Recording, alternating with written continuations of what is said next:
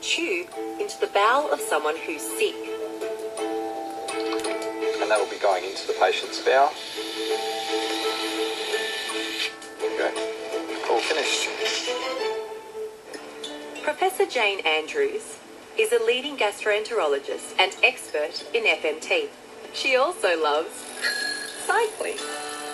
Oh, hi, Renee. So nice to meet you. But it's the donation of gut bacteria from person to person that the professor is most passionate about. Normally, the donor, the healthy person who's providing the stool, will actually just bring some stool to the lab or pass it, you know, in a toilet near the lab. If you have particular donors, you can actually provide them with sort of little, they're like camping potties, and they collect the stool without any air exposure, so they're called anaerobic, because a lot of the bugs in your gut don't like oxygen, and if you expose them to oxygen, they die.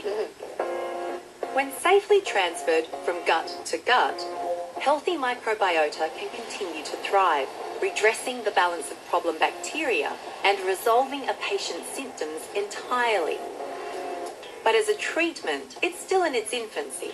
So, Jane, there's really only one kind of well-defined use for FMT, is that right? Yeah, that's right at the current time. So Clostridium difficile, which is a bug, can cause a nasty sort of colitis, which means inflammation of the colon, particularly in older people who've had a lot of antibiotics and have got a lot of other illnesses. So we've been running an FMT service here for about 3 years, and the success rate after one FMT is around 90%, and if you need a second donation given, the success rate is 100%. Yeah, wow. No other medical stuff does that. Yeah. It's amazing. Results like this are rare, so it's one to watch. Although perhaps not when you're eating your dinner. The concept of FMT, or the poo transplant, may seem kind of weird and make us a little squeamish, but research is starting to show that this procedure might actually change some patients' lives. Just ask Susie Klepper.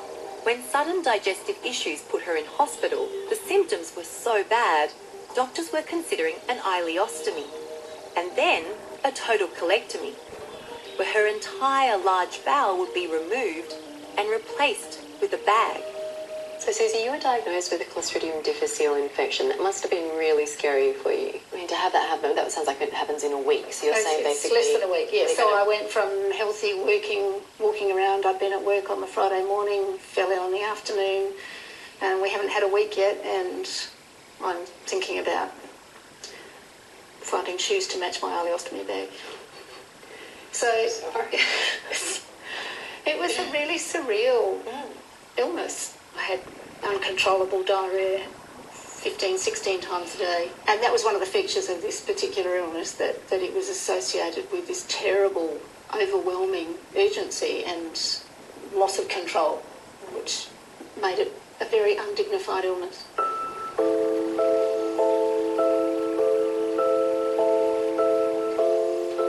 A keen swimmer and rower, Susie's illness impacted heavily on her lifestyle.